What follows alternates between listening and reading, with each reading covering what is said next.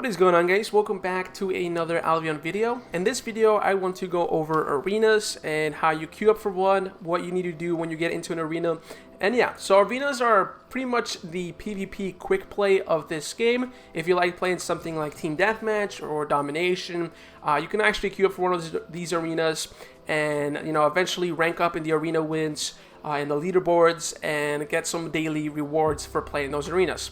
So yeah, once again, this is a new channel and I hope you guys are enjoying all the content. If you are, make sure you hit that like button, comment below, and subscribe for more Albion content. So how do you queue up for an arena? The first thing I'm actually going to show you is the rankings, because there is actually some rankings that you can check in Albion Online. And you actually go up here to the rankings little tab, you click on it. Don't click on the season rankings because this is all about guild versus guild. But if you click on the rankings, you can actually go into this tab and you can look at a bunch of rankings in the game, such as like the kill value, how much fame has been collected in all time, and stuff like that. But what we're going to be looking at out today is the arena wins. When you click the arena wins, what you can do is you can actually sort it by all time, this week or last week, and you can actually see all the players and how much wins they have gotten in their lifetime by ranking. So in all time, Blada has 3,694 wins and stuff like that. So there is a ranking board where you can actually rank up playing these arenas. So there's kind of an incentive to keep playing after you finish your daily rewards. So how do you queue up for an arena? There are two ways. The first and fastest way is go up to the activities tab right here and click arena. And you actually have two options. You have a solo queue if you want to queue up solo, or if you have a group queue. So I'm solo, so I'm going to queue up for solo. And in here, it's going to tell you what to do, the rewards, and you basically get some rewards for winning, but you only get them for the first 3 wins of the day. So for example, you get some arena sigils, you get some tomes of insights, and you get a bag of silver, but you can only get them from the first 3 wins of the day. So you can't get it after if you keep winning. Then it'll tell you the requirements. So you need to have at least 700 item power. To check your item power, open up your inventory.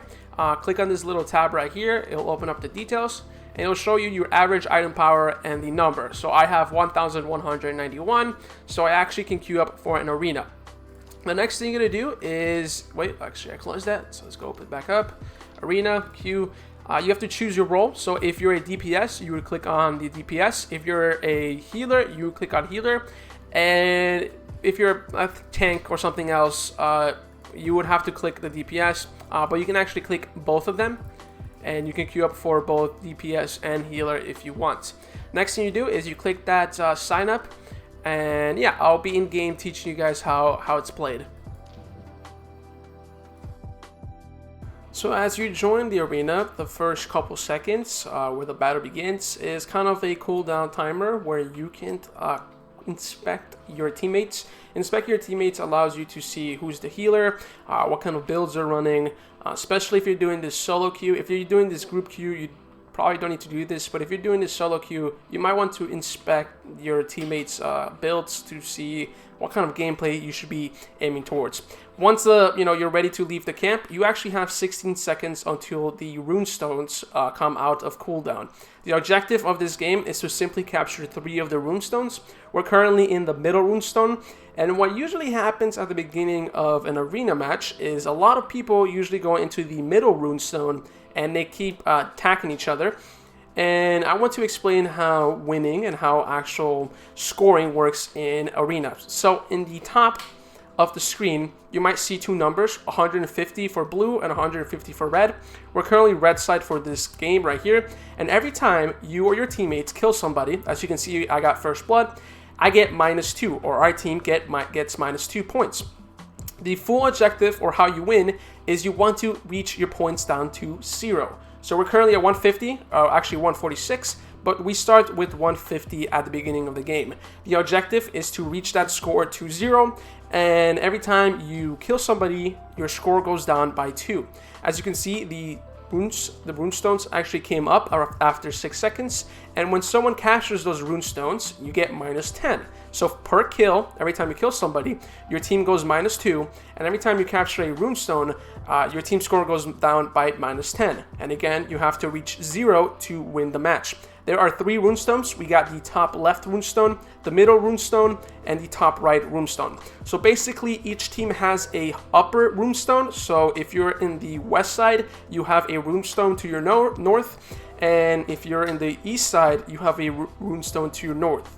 The middle runestone is probably the one that's mostly contested, and what usually ends up happening is most of the team ends up going to the middle runestone to contest that, while a couple people, especially maybe 1 or 2, go out into the top runestones and try getting those runestones for the extra bonus points.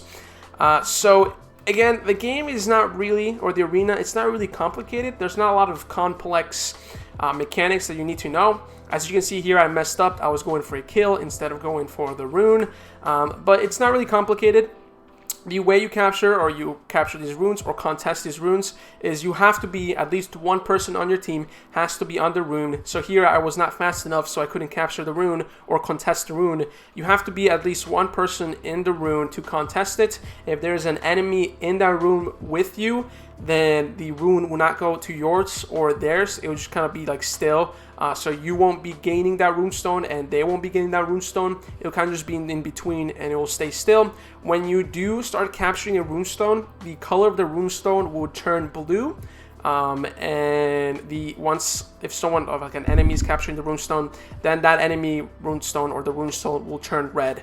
So here the enemy or the runestone is red, and when we're contesting it, the scoring kind of stops.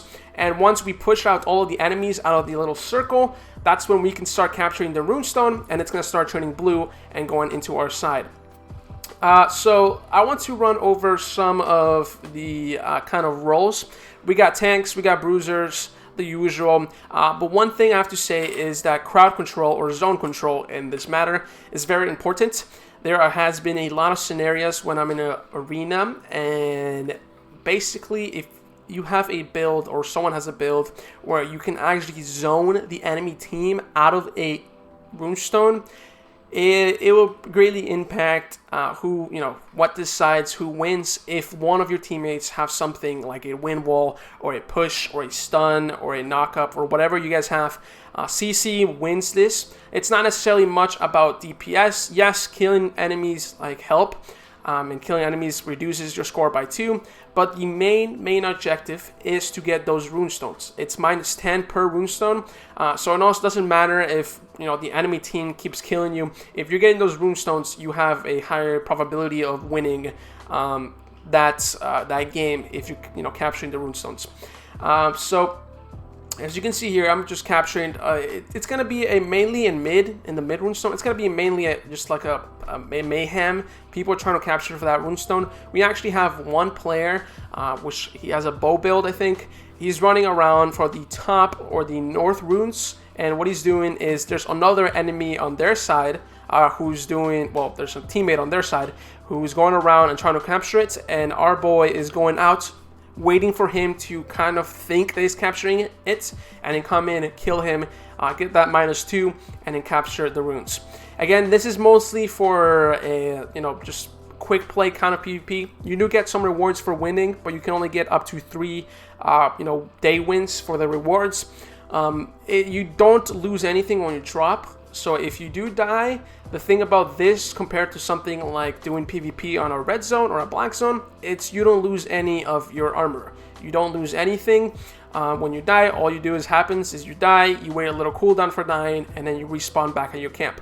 Let's talk about camps. A lot of people misunderstand and don't necessarily use the camps as they need to. The camp where you spawn, and I'm actually going to show you after we capture this point. What happens is, if you go back into the camp after you spawned, what you can do is you can heal your HP and mana for standing in your own camp. So after we capture this, I think we push them out, or they walk out actually. So these people walk out, I go to try to kill this guy, and what I'm thinking here is, okay, the rune stones are about to come up in 20 seconds. What I do is I go back to my camp, I start healing some of my HP and mana, because I know that in another 10 seconds, we're going to have to start competing for those rune stones again. So sometimes going into the camps, or especially your camp, you can't heal in the enemy's camp, but if you go back to your own camp, healing and resetting can be very important. A lot of people don't seem to understand that and keep fighting after they're low HP, even though the runes are not up. And there's no real incentive. If you're low HP, there's no incentive to go out to try killing people, because they're probably gonna end up killing you. So resetting, going back to the camp, is something that you should be looking to do every time that you capture and you're trying to reset, and all the runes are going to reset. After the 3 runes are done and captured, it'll have a little timer around 26-27 seconds, and that's when the next wave of runes come up. So all of the runes have to be captured. So the game technically could last for a long time, because if your team's competing a runestone, like the last runestone for that wave, for a long time, then you might have to be in the game for a long time. So try to capture those runestones as fast as you can. With that being said, that really completes all of what you need to know about the arenas. You get 3 wins per day. So if you win 3 times, you get to claim 3 rewards. As you can see here, I won. And what I can do is click the arena stats and check all your stats, your KDA, your average item power and stuff like that. And yeah, so I'm going to go ahead and just cut it here and go into the arena rewards. So here I am after I won the game. I have the 3 arena sigils that I got for that win. You can actually come here to the arena master. He's in every city. For Fort Sterling, he is right here. The arena, he has like a little flag. And you can come to him, or her actually, and you can go to the rewards tab, and you can see what you can buy with the sigils. So most of them are pretty much cosmetics. So you can buy like an eye patch, or a cloak, or a little banner, or arena cape. Little banners here, and some like display things that you can put in your island and stuff like that. But also you can buy some stuff that are pretty expensive and very rare. The arena veteran armor mounts. So we have the armored horse, and we got the armored sabertooth. So if you save up your arena sigils, you can actually save up to around 1,000 for the sabertooth and 300 for the armored horse, and you can use them to craft an arena veteran's armor sabertooth and horse. And they're pretty expensive. You can also buy them or sell them in the market for a huge profit. You can also turn those sigils into royal sigils, and the royal sigils can be used to craft some of the royal armors. You can also get the royal sigils from your daily expeditions, but if you want to turn the daily expeditions and get sigils with that, and then go do your daily arenas, and then turn the sigils for the arenas back into royal sigils. If you want to do some royal crafting with the royal armor, you could do that with the royal sigils that you get. As you can see, I also got an adept stone of insight, so I'm going to use that. You get around 20,000 fame, which that just levels up that, and then you get a little bag of silver, which gives you 10,000 silver for winning that game.